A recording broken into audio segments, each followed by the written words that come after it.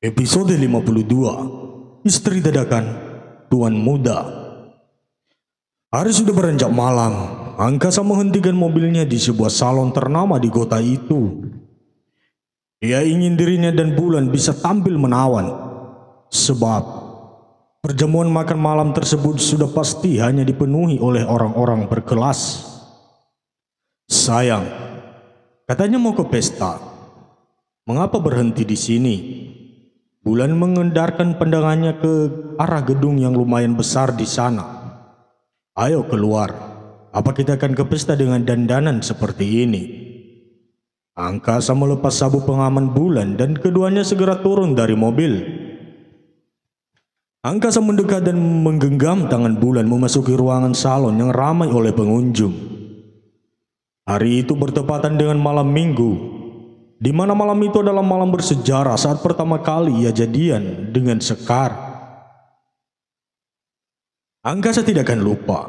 Ia akan mengucapkan kata-kata cinta saat hari itu datang menyapa. Angkasa berencana akan menciptakan kebahagiaan untuk Bulan, menghapus sejenak suasana hati yang tadinya berkabut oleh ulah Dokter Lintang. Mbak, panggil Angkasa. Selamat malam, Mas, Mbak, sapa pemilik toko. Angkasa enggan berbahasa basi dan langsung pada pokok utamanya. Aku ingin kami dilayani spesial ya Mbak. 30 menit lagi kami akan menghadiri acara penting, ujar Angkasa melihat sebentar jam yang melingkar di tangannya. Oh iya, baiklah, silakan ikut kami, ajak pemilik salon. Mereka dibawa masuk ke sebuah ruangan tertutup. Banyak alat makeover dan pakaian mewah tergantung di sisi dinding sebelah kanan. Ayo duduk Mbak cantik, hatur pemilik salon di depan cermin. Oh ya Mas, Mbaknya mau didandani seperti apa ya? Formal atau girly? Tanya pemilik salon pelagi. Girly Mbak, sebab bukan acara resmi. Tolong dia buat secantik mungkin untuk tutur Angkasa. Baiklah Mas, Doni, bantu Mas ini memilih pakaian untuknya. Tidak pemilik salon pada salah satu orang kepercayaannya. Siap Mimi, ayo Mas ke sana, ajak Doni pada Angkasa, pria tulen yang sangat ahli dalam bidang fashion. Angkasa mengangguk dan mengikuti langkahnya dari belakang. Mas kan ganteng tuh, jadi aku pilihin warna-warna yang cerah ya. Itu akan menambah kegantengan kamu, kata Doni seenaknya sambil meraih beberapa pakaian yang dianggap pantas. Ayo dicoba, biar aku nilai nanti, ditanya lagi. Angkasa menurut dan menjajal satu persatu pakaian yang disediakan. Waduh, Mas ganteng banget deh. Pakai apa aja kelihatan keren. Pujian terus saja terlontar dari mulut Doni yang emang sifatnya cenderung agak menyebalkan. Mas Doni, kalau semua keren, aku harus pakai yang mana? Angkasa mulai geram harus mendengarkan ocehan dari mulut Doni yang sudah kayak kaleng roti. Nanti dulu, aku lihat lagi.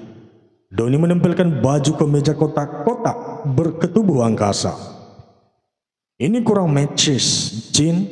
Coba yang biru. Doni kembali menempelkannya pada tubuh Angkasa hingga kali ini terlihat sangat sempurna. Yes, ini sempurna. Ayo pakai sekarang. Angkasa menurut lagi dan memakainya. Apa tidak terlalu mencolok, Don? Tanya Angkasa. No, ini ajib banget, sayang. Semua cewek akan melotot melihatmu, ujar Doni lagi-lagi bawel. Doni juga sibuk memilih celana setelan, dan yang satu itu mudah didapat sebab biru, identik dengan celana hitam atau abu-abu. Di sisi lain, polesan wajah Bulan hampir selesai. Rambutnya dibuat kelabang dengan tambahan jepit kembang-kembang di bawahnya, menyisakan beberapa helai di sisi wajah Bulan agar wajahnya terlihat imut tapi berisi. Pemilik salon yang melihat apa yang dipakai angkasa berinisiatif meminta Doni memilihkan dress senada untuk Bulan sebagai lambang jika mereka adalah pasangan suami istri. Ayo pakai bajunya mbak. Pemilik salon membantu Bulan mengenakannya. Dress janti selutut dengan manik-manik kecil di tepi pinggangnya sangat anggun di tubuh Bulan. Angkasa sendiri yang melihatnya seolah terhipnotis. Gimana, Mas? Ada yang kurang ndak? Tanya pemilik salon. Khawatir jika kinerjanya kurang memuaskan. Tunggu Mimi, belum pakai heels. Doni mengambilkan sepatu-sepatu yang juga berwarna biru ke kaki Bulan. Ini baru cocok, mirip Cinderella. Canda Doni lagi disertai kekehan kecil. Kamu emang pintar, Don. Gak salah aku masuk ke salon ini. Angkasa sangat terpukau akan kecantikan istrinya. Ia bergerak mendekat dan mengitari tubuh Bulan untuk memastikan tidak ada yang kurang sedikit pun. Sedangkan wajah Bulan memerah. Ia tersipu dengan tindakan angkasa. Gimana, Mas? Tanya pemilik salon itu lagi. Perfect, aku suka penampilannya. Angkasa menyerahkan kartu debit sebagai pembayaran. Sebelum akhirnya mereka melanjutkan perjalanan ke kafe di mana Bulan pernah bekerja di sana. Tapi di ambang pintu, Angkasa dan Bulan disambut ramah oleh manajer kafe. Selamat malam, Mas. Silakan masuk. Pak Broto sudah menunggu. Ujar Pak Bambang mempersilakan. Sejenak menatap Bulan. Ia ingat betul jika Bulan adalah mantan pelayan di sana. Sudah berkecukupan rupanya. Angkasa dan Bulan langsung disambut oleh para koleganya yang sudah lebih dulu ada di sana bersama para istri mereka.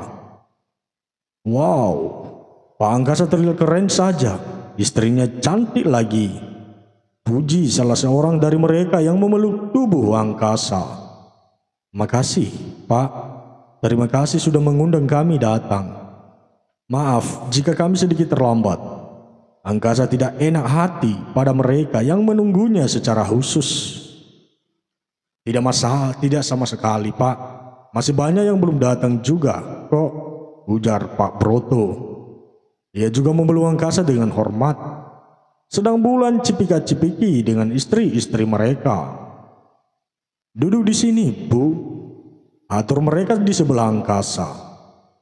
Sudah berapa lama nikahnya? Tanya Bu Rina, istri Pak Broto.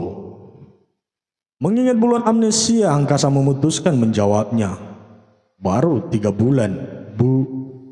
Wah, lumayan lama ya.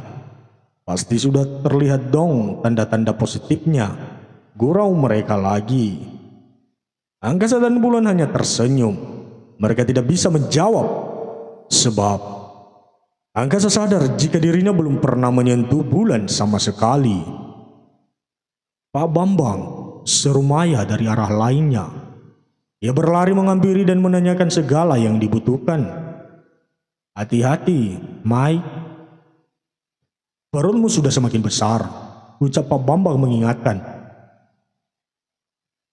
Sebenarnya saat tahu Maya sakit dan dinyatakan hamil, bos mereka ingin memecat Maya, tapi karena rasa kasihan dan kemanusiaan, semua itu urung terjadi. Mereka memberi kesempatan Maya bekerja sampai usia kandungannya mencapai 6 bulan. Iya, Pak, saya tahu. Ini daftarnya. Ada yang kurang enggak? Maya menunjukkan koleksi kertas di tangannya. Sudah, oke ini. Tapi ingat ya, ada 4 orang yang tidak minum jus melon, jadi sediakan saja air kelapa muda. Baiklah, Pak. Saya ke belakang dulu ya. Iya, hati-hati kamu. Aku nggak mau harus menunjang biaya kerja jika sampai terjadi apa-apa sama kamu. Pesan Pak Bambang berkali-kali tanpa pernah lelah. Iya, Pak. Jangan galak-galak napa. Ini anak juga anugerah. Pasti saya jaga, jawab Maya. Sambil berjalan menjauh seraya menjepitkan bibirnya. Dasar cewek aneh, hamil di luar nikah kok bangga. Anak memang anugerah, tapi perbuatan orang tuanya laknat. Gerutu Pak Bambang heran sambil menggeleng-geleng tak percaya. Ia pun tidak mau ambil pusing dan memilih fokus menyambut para tamu yang berdatangan. Episode 53. Semua tamu sudah memenuhi ruangan. Pak Baroto sengaja membooking tempat itu hanya untuk pesta makan malam. Ayo nikmati makanannya, jangan sungkan ya. Pesta ini saya buat sengaja karena beberapa hari lagi cucu saya akan segera launching ke dunia, ucap Pak Baroto mempersilakan. Benar banget loh Pak, Jeng, ini rasa syukur kami. Karena sudah 2 tahun menunggu putri saya hamil akhirnya terkabul juga. Semoga Pak Angkasa dan Bu Sekar segera punya anak ya. Nunggu itu nggak enak, cicit Bu Rina. Angkasa tersenyum getir. Ia menoleh ke arah Bulan yang menanggapi ucapan itu dengan santai sedang hatinya seperti terluka.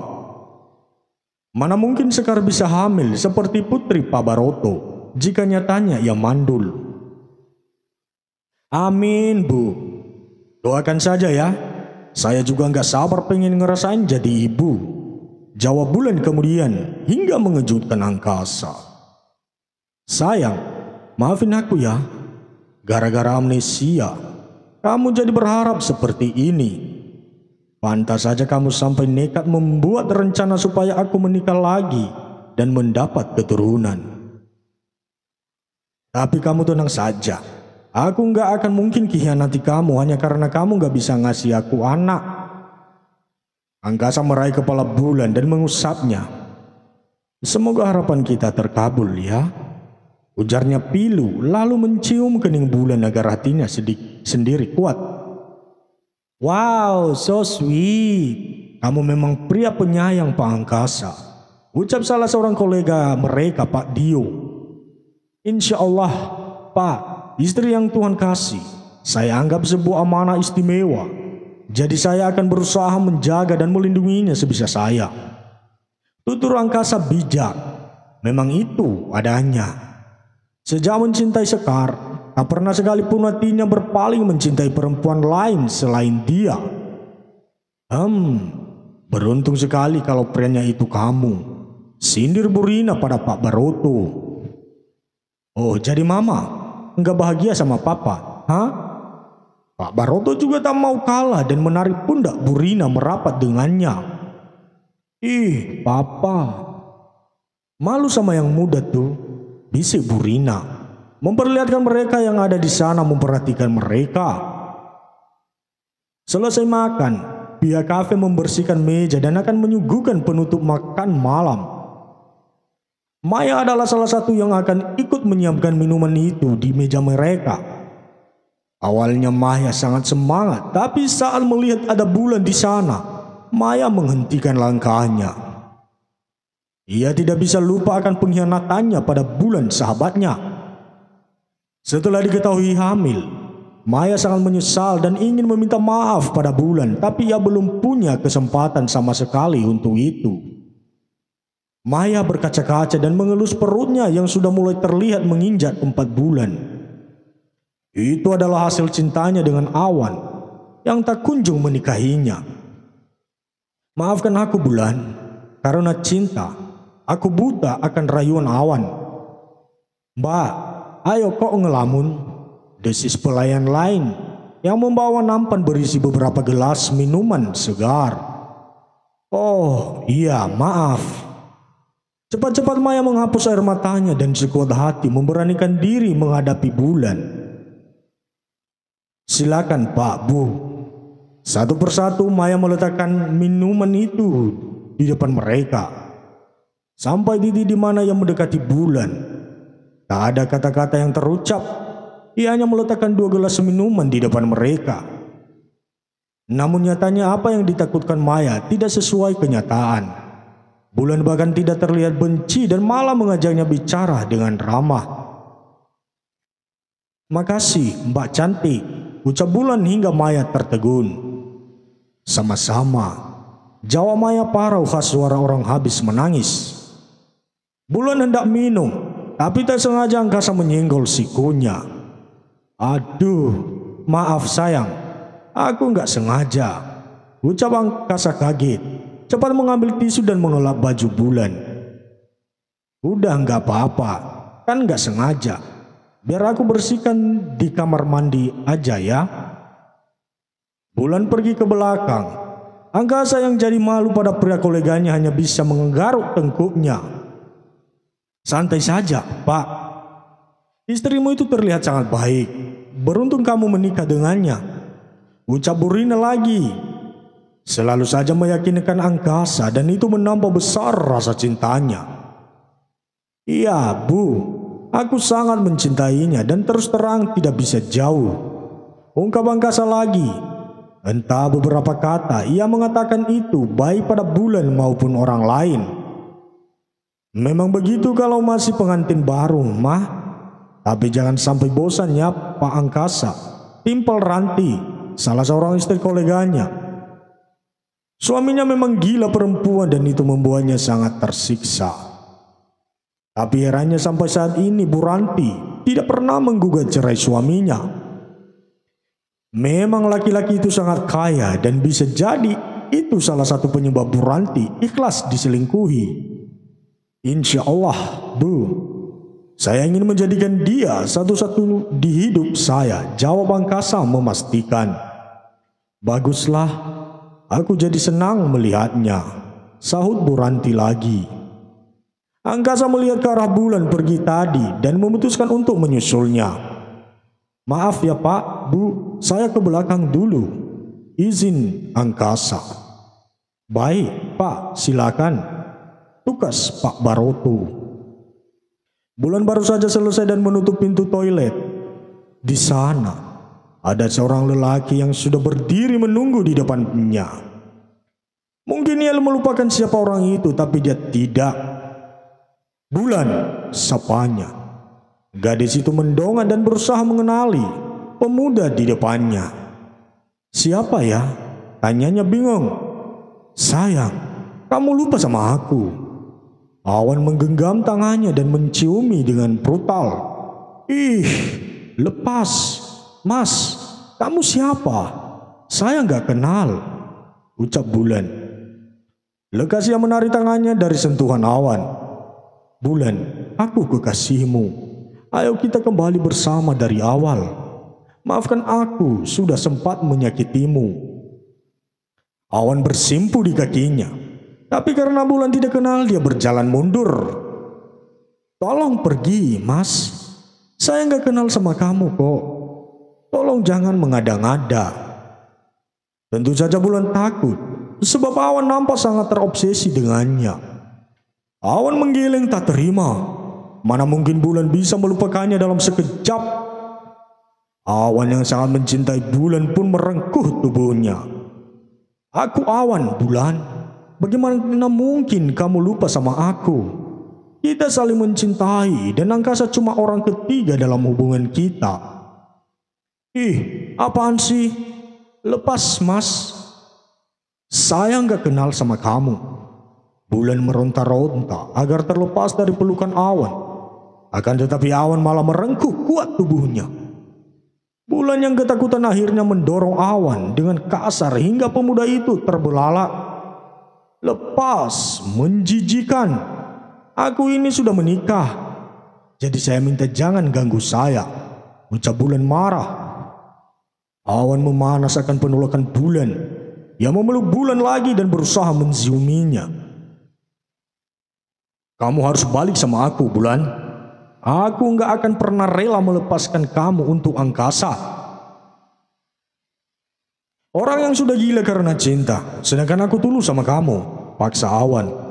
Ia menjagal Bulan agar dapat meraih Bixby ranumnya. Mas, tolong lepasin. Kamu sudah gila ya?